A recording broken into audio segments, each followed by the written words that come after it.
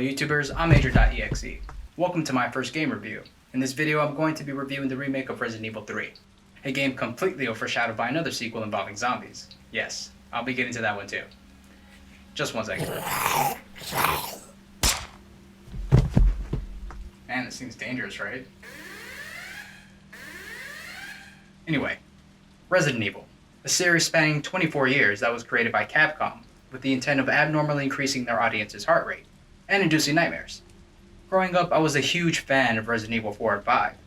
When I first heard about this remake, however, it didn't really interest me, mainly because I wasn't too familiar with the main characters, Jill and Carlos.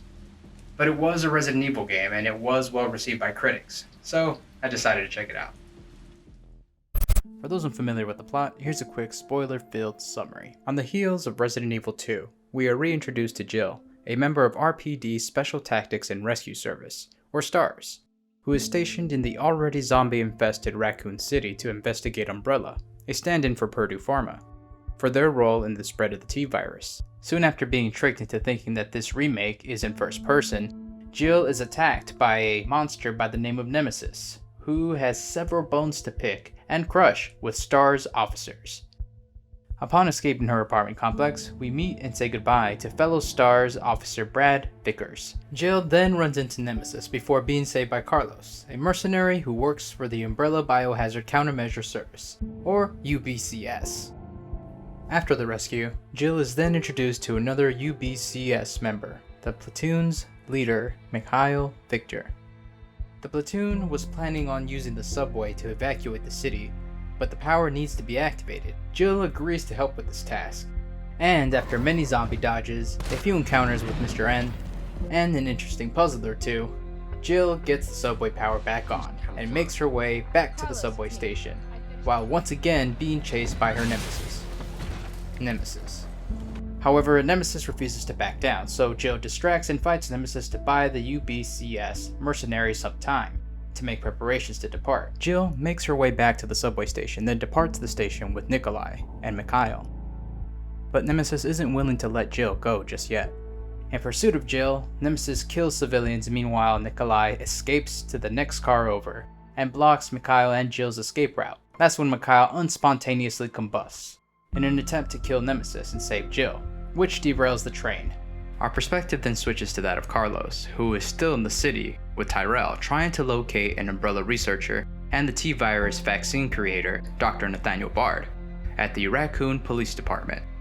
After arriving at the all-too-familiar RPD, Carlos attempts to find Bard in a STARS office within the police department. After a few well-placed punches, some social distancing, and explosions, Carlos Skypes with Bard and finds out that Umbrella is killing researchers, and Tyrell traces Bard's location to a hospital in Raccoon City. Carlos receives a distressing call from Jill, who informs him of the subway crash and that Nemesis is still in hot pursuit. We switch back to Jill, whose new objective is to find a way to get back to ground level. She makes it to ground level and we witness the other side of that distressing call from earlier. Jill is chased by a mutated version of Nemesis to a clock tower.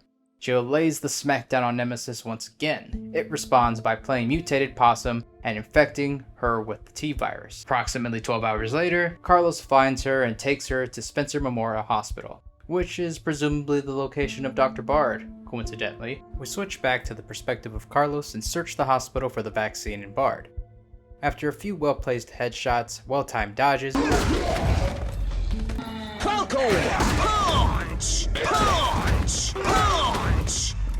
and some tactical retreating that I am not ashamed of, Carlos finds Bard dead. However, Bard did leave one last video diary entry, revealing that Umbrella is corrupt, that he has one sample of the vaccine in his lab, and that more of the vaccine was available in an underground facility beneath the hospital, which we later find out is named Nest 2. Carlos injects Jill with the vaccine, then finds out that the government has decided to destroy Raccoon City to contain the virus. Carlos flies towards Nest 2 to go find more of the vaccine, while Tyrell tries to get in touch with some government officials so that he can negotiate a trade of the vaccine for not blowing up the city. We switch on over to now one of my favorite female pro tags, Jill. She goes underground like Carlos in search of the vaccine. She's later joined by Tyrell, who was killed by Nemesis because he's oddly possessive. Jill's objective at this point is to synthesize one vaccine by combining both an antigen and an adjuvant. After she acquires these two components of the formula and synthesizes the vaccine, she is again pursued by one of the most durable antagonists of all time, Nemesis, rivaling the likes of Jason. Yeah, that one. And the other one too. She escapes briefly, but her nemesis finds her, moments later, in the bio-waste portion of Nest 2. During this encounter, Nikolai takes the vaccine then leaves her to fight the monster. After handing Nemesis his own bullet-riddled ass on a silver platter, he takes an involuntary but necessary dip in acid. However, the NE alpha parasite and T-virus strain once again mutate Nemesis.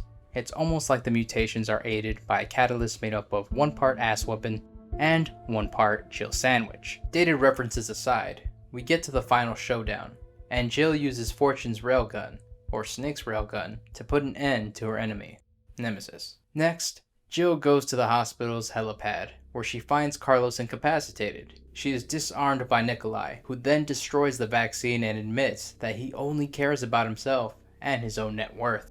You know, typical bad guy motivations. Carlos grabs and restrains Nikolai, which provides Jill ample opportunity to shoot him, which she does without hesitation.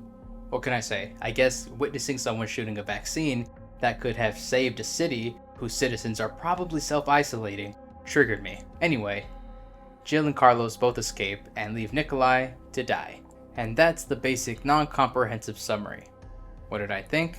I honestly like this game.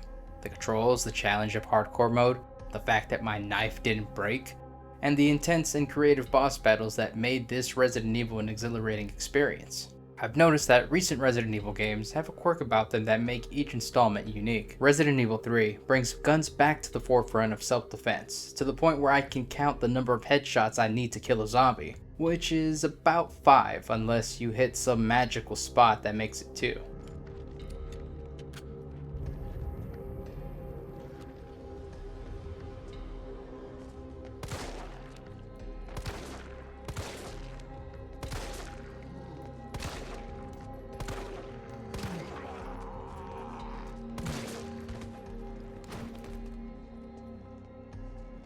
Resident Evil 3 doesn't give you a surplus of ammo that you can use to take down every zombie you see, at least not on hardcore mode. It gives you just enough to survive and forces you to rely on your reaction time, wit, and vigilance.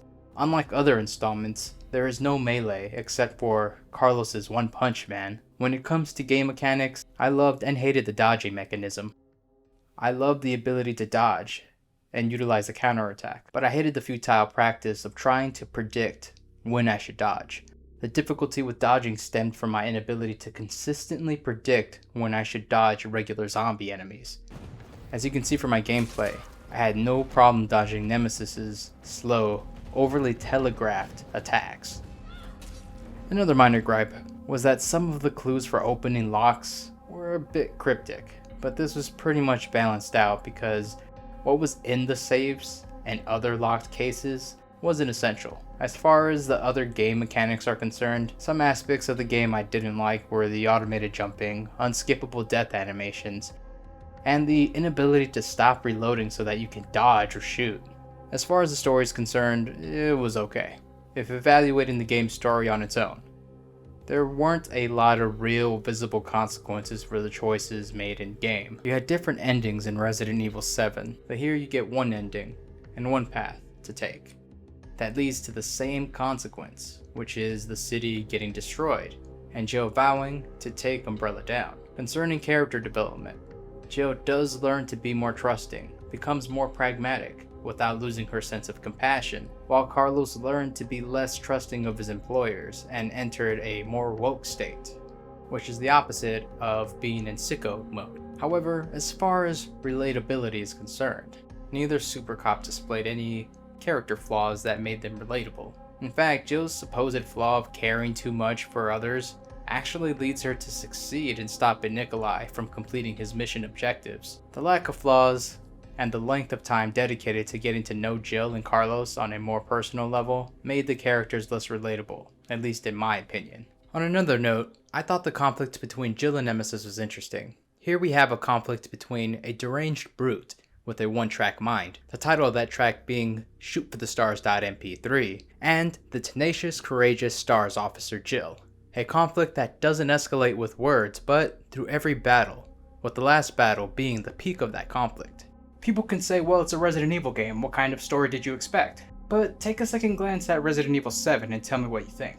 A better story was possible and there were opportunities to make adjustments, since this was a remake and not a remastered game. There was one part of the story that I really enjoyed, and that was that the lead female protagonist did not need a love interest of any sort for there to be a story worth telling.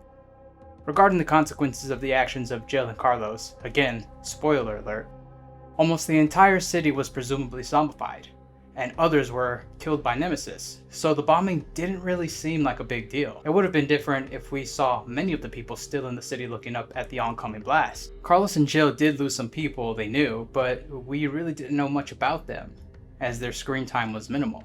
In the end, I did feel bad for the people that did die, but it wasn't as impactful as it could have been.